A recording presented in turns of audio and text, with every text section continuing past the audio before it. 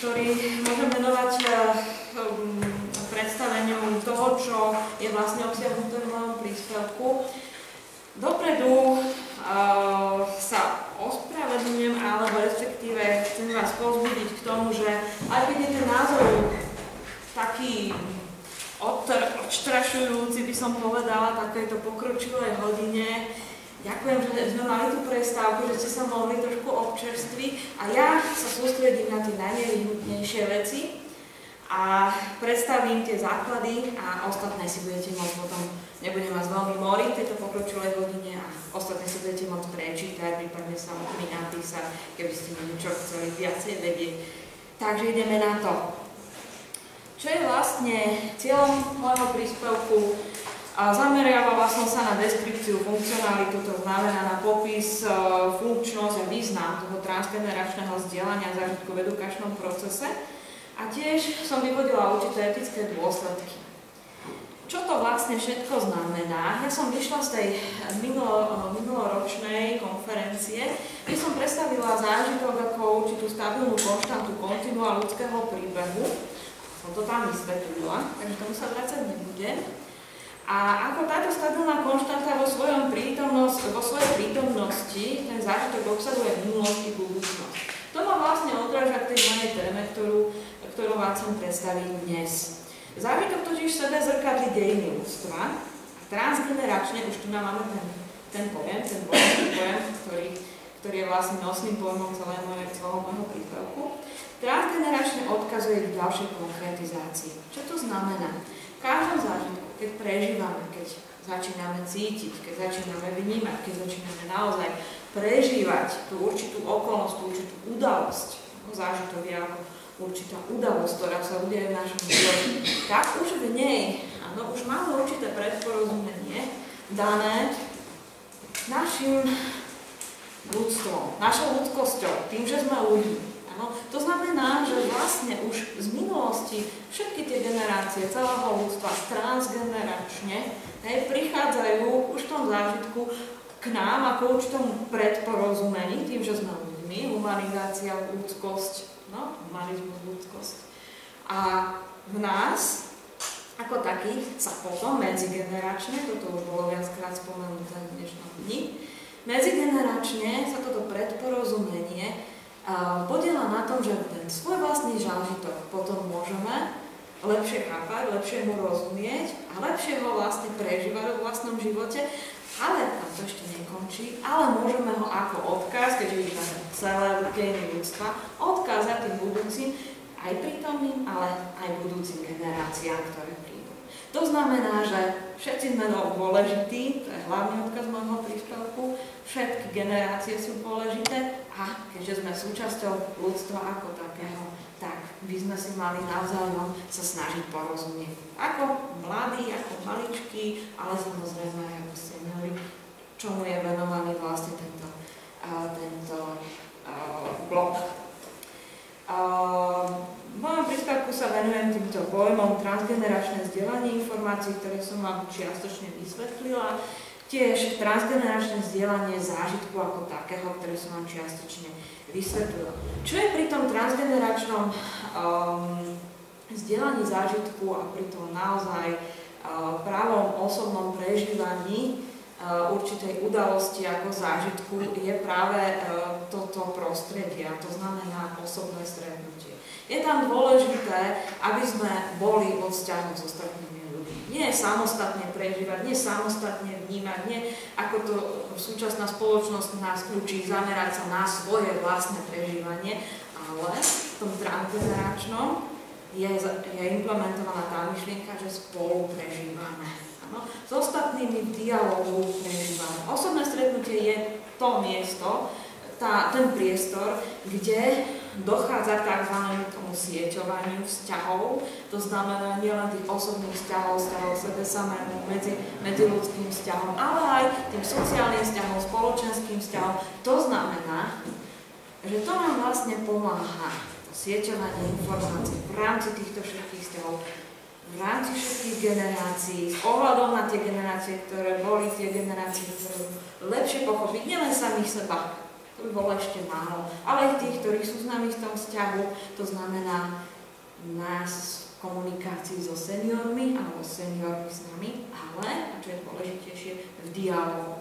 Áno? Dialógu to znamená vo vlastnom sebadarovaní sa tomu druhému, to znamená v tom prežívaní darujeme samého seba a spolu s tým aj svoj zážitok, prežívanie, formy, ktoré sa podielajú na tejto úžasnej záležitosti ľudského bytia, prežívaní v tvorbe zážitkov, ďalším generáciám tiež.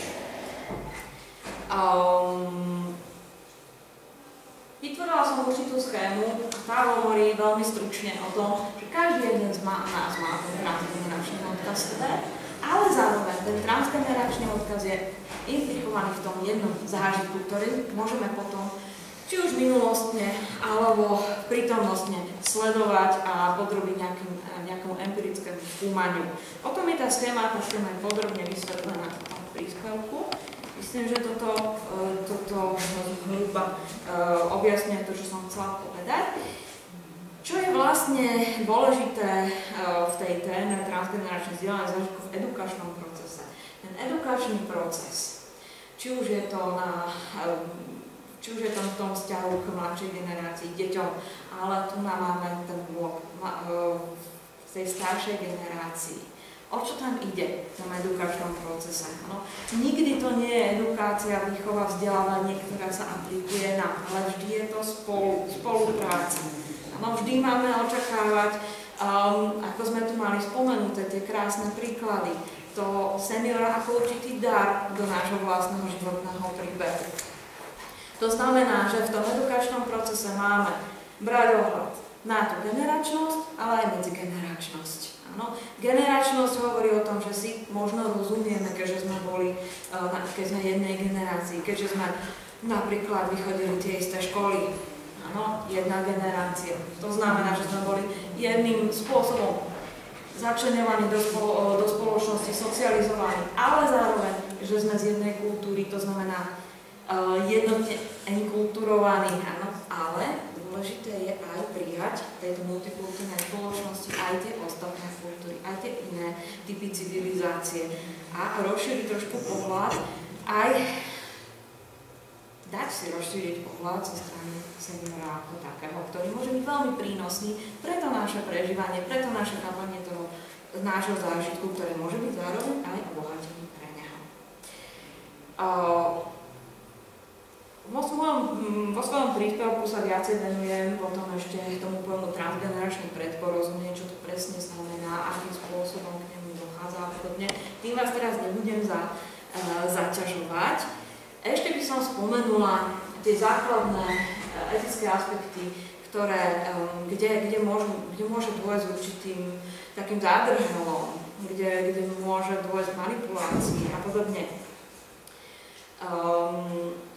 Dôležité je, ako mám v tom prvom bode, treba byť veľmi opatrný pri tom transgeneračnom vzdielaní zážitku. Treba si uvedomiť, či sme naozaj pripravení vstupovať do toho osobného stretnutia s druhým človekom.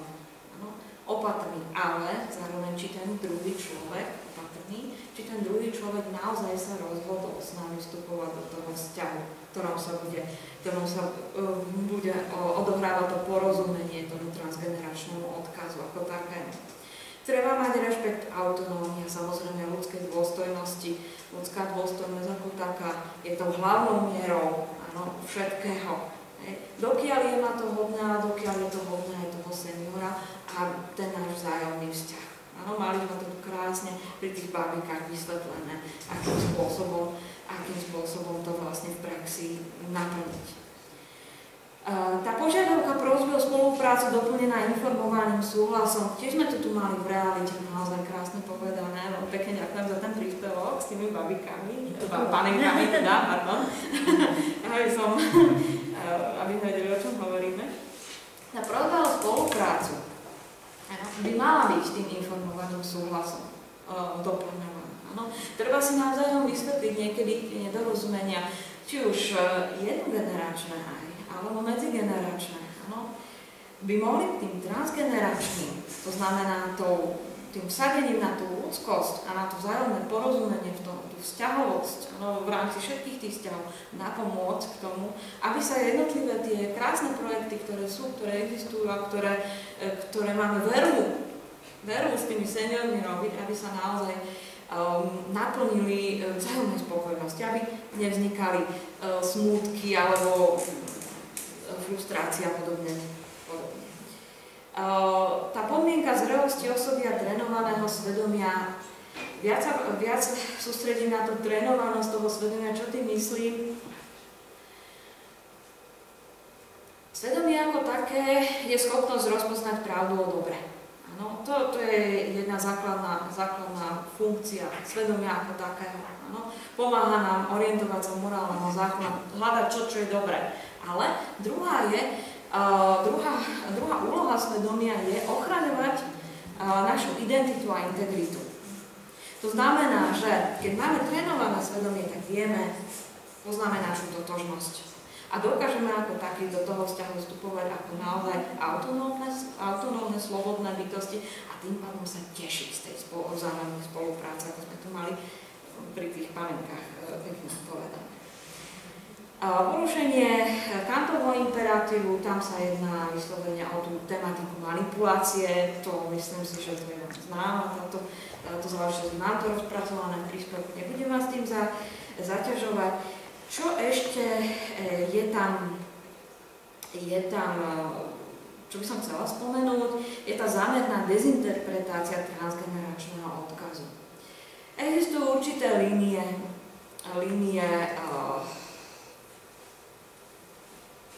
pedagógov, chcem to tak krajšie povedať, ktoré zneužívajú určité prvky toho transgeneračného odkazu.